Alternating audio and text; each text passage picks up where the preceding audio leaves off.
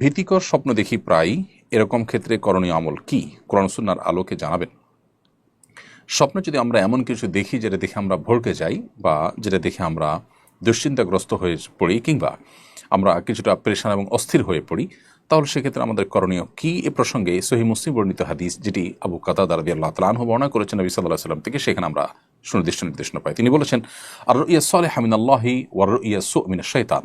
ভালো স্বপ্ন আল্লাহর তরফ থেকে হয়, আর খারাপ স্বপ্ন শয়তানের তরফ থেকে হয়ে থাকে।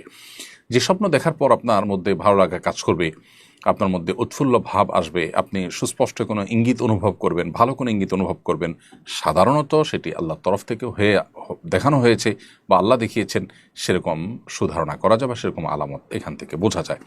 আর যে স্বপ্ন দেখার পর আপনার অস্বস্তি কাজ করে, ভীতি কাজ করে, ভড়কে যান, এগুলো সাধারণত শয়তান দেখায় মানুষকে। তো নবী সাল্লাল্লাহু আলাইহি ওয়াসাল্লাম সম্পর্কে বলেছেন, ফামান রুইয়া ফাকারি হামিন হাসাইয়া।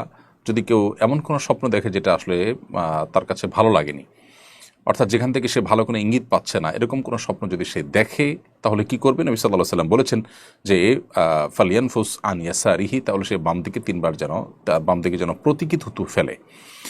যেখানে শুয়ের আগায় যে পরিমাণ পানি থাকে সেরকম থুতুর কণা নির্গত হবে। এবং বলিয়া তাওয়াজ মিনাশ শাইতান, এবং শয়তান থেকে আল্লাহর কাছে পানা চাবে, অর্থাৎ আউযু বিল্লাহি মিনাশ শাইতানির রাজিম পড়বে। এই দুটি কাজ যদি করেন, নবী সাল্লাল্লাহু আলাইহি ওয়াসাল্লাম বলেছেন লা তাদুররু, সেই স্বপ্ন যেখানে কোনো খারাপ ইন্ডিকেশন আছে সেটা তার কোনো ক্ষতি করবে না, তাকে আল্লাহ তাআলা হেফাজত করবেন। এবং আরেকটি নির্দেশনা নবী সাল্লাল্লাহু আলাইহি ওয়াসাল্লাম দিয়েছেন, তা হলো ওয়ালা ইয়াখবিরু বিহা আহাদা, এবং কাউকে সংবাদের খবর দিবে না। এর পাশাপাশি নবী সাল্লাল্লাহু আলাইহি ওয়াসাল্লাম বলেছেন, ফাইন রাআ রুইয়া হাসানাহ, যদি ভালো স্বপ্ন কেউ দেখে, তাহলে সেক্ষেত্রে সে সেখান থেকে যেন সুসংবাদ গ্রহণ করে, এবং সেটা নিজের খুব কাছের লোকজন ছাড়া বাকিদেরকে যেন না বলে। এই হাদিস থেকে পরিষ্কারভাবে বোঝা গেল, স্বপ্ন ভালো হোক আর মন্দ হোক, জনসমক্ষে স্বপ্ন খুব বেশি বলে বেড়ানো, এটা নবী সাল্লাল্লাহু আলাইহি ওয়াসাল্লামের সুন্নাহর পরিপন্থী।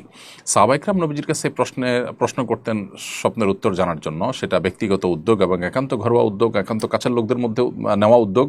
আর এর বাইরে কোরআন এবং সুন্নাহতে যে সমস্ত স্বপ্নের কথা আল্লাহ তাআলা উল্লেখ করেছেন, সেটা আমাদের শিক্ষা গ্রহণ করবার জন্য। এছাড়া মানুষের নিজের দেখা স্বপ্নকে পাবলিক প্লেসে বলে বেড়ানো, এইটা বিশেষ করে আপনার ভালো হোক মন্দ হোক, এই স্বপ্নগুলোকে সবার কাছে বলে বেড়ানো, এটা এই হাদিসের আলোকে বোঝা যায় যে সুন্নাহর পরিপন্থী।